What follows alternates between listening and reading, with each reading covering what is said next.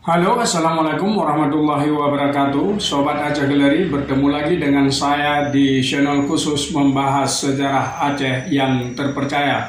Kali ini kita akan membahas tentang sebuah keluarga yang terlibat dalam kemelut revolusi sosial Perang Cumbuh. Keluarga yang berasal dari Giging ini dan sebagai penjual obat di Pidi.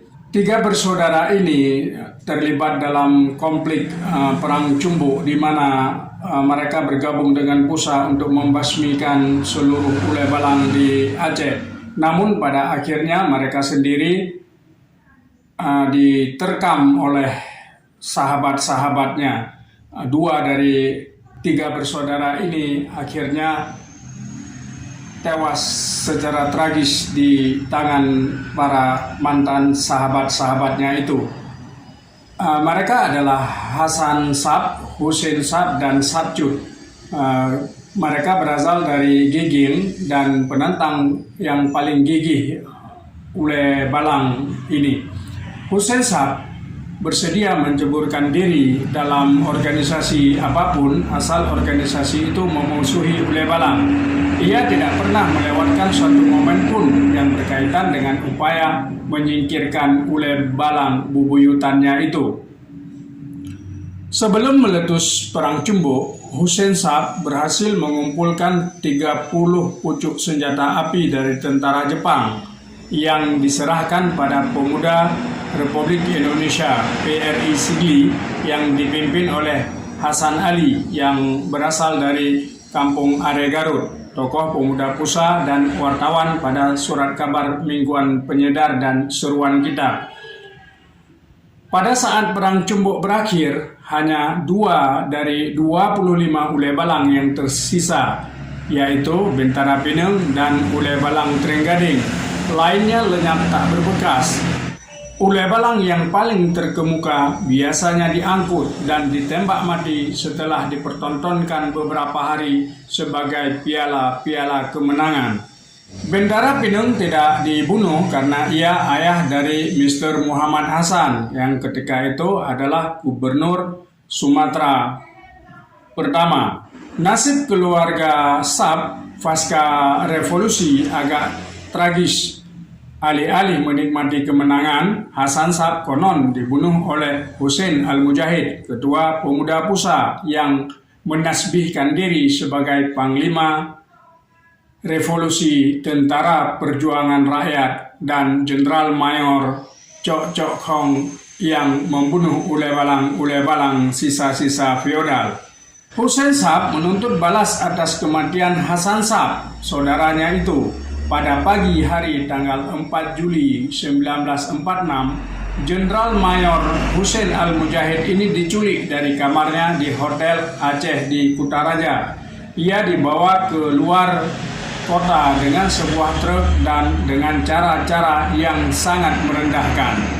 Para penculik bermaksud membawanya ke Sigli untuk diserahkan kepada Husein Sab guna mempertanggungjawabkan tindakan DPR yang telah membunuh Hasan Sab di Lok Sumawe beberapa bulan sebelumnya.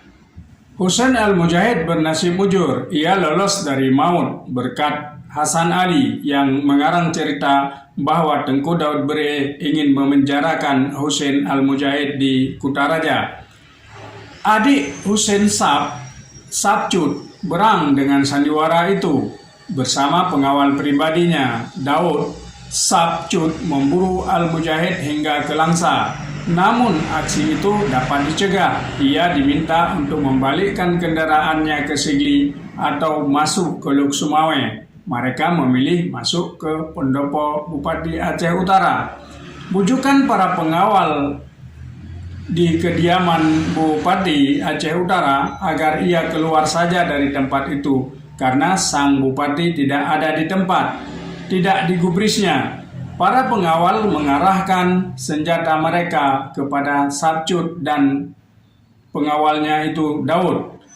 Sabcut semakin naik pitam sehingga melepaskan 1-2 tembakan ke arah pengawal rumah bupati. Tembakan Balasan yang dilakukan oleh pengawal segera mengantarkan Sabcut dan Daud ke alam baka di depan pintu rumah bupati yang sedang kosong itu, karena memang benar Tengku Sulaiman Daud sedang tidak berada di rumah, tulis Hasan Saleh dalam bukunya Mengapa Aceh Bergejolak.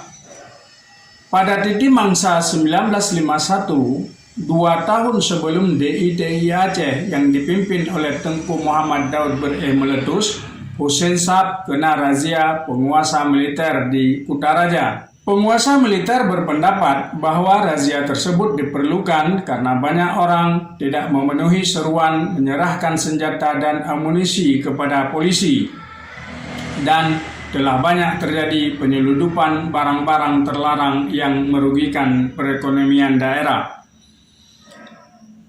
Sebut Nazaruddin Syamsuddin dalam bukunya Pemberontakan Kaum Republik Kasus Darul Islam Aceh. Sampai akhir November 1951 dilaporkan ada 16 anggota PUSA yang ditangkap di seluruh Aceh, dan kebanyakan dari mereka kemudian dipenjarakan di Medan. Di antara mereka yang ditahan di Medan itu adalah Syekh Marhaban, Wedana Kutaraja, Hussein Sab, dan Petua Hussein. Keduanya terlibat dalam kampanye anti Uleh Balang di Kabupaten Aceh Pidi pada tahun 1946, dan Tengku Itam Perla, seorang ulama dan bendahara Majelis Penimbang Kabupaten Aceh Pidi, yaitu sebuah majelis yang dibentuk untuk menimbang harta hasil rampasan dari Uleh Balang yang kalah dalam perang Cumbuk di Pidi. Saat-saat itu harta-harta Uleh Balang masih dilelang oleh pemerintah pusat. Tak kuasa menghentikan praktik tersebut.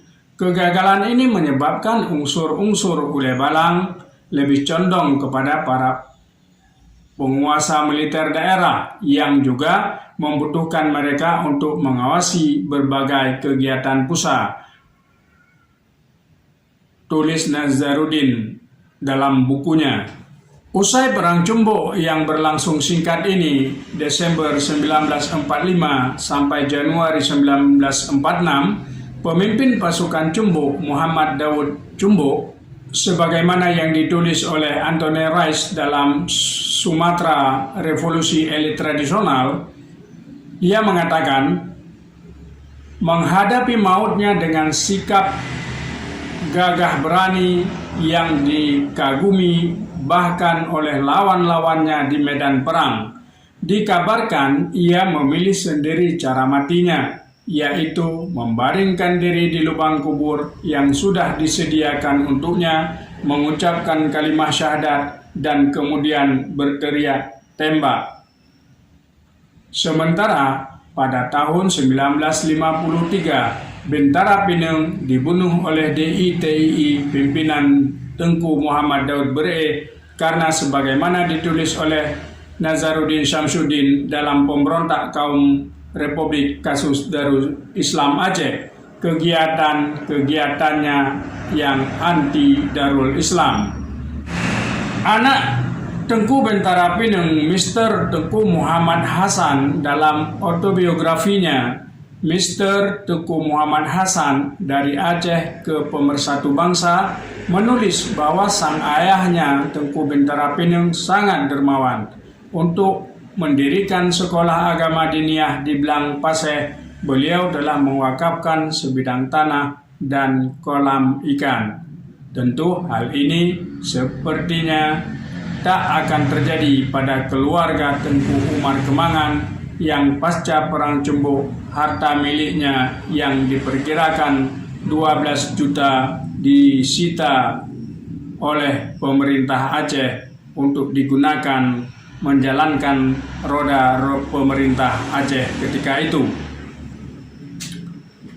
Demikian sedikit ulasan mengenai fakta-fakta di belakang peristiwa Cumbuk, yang dimana keluarga pedagang obat Sab bersaudara terlibat dalam kemelut revolusi yang sangat menyedihkan itu. Wassalamualaikum warahmatullahi wabarakatuh.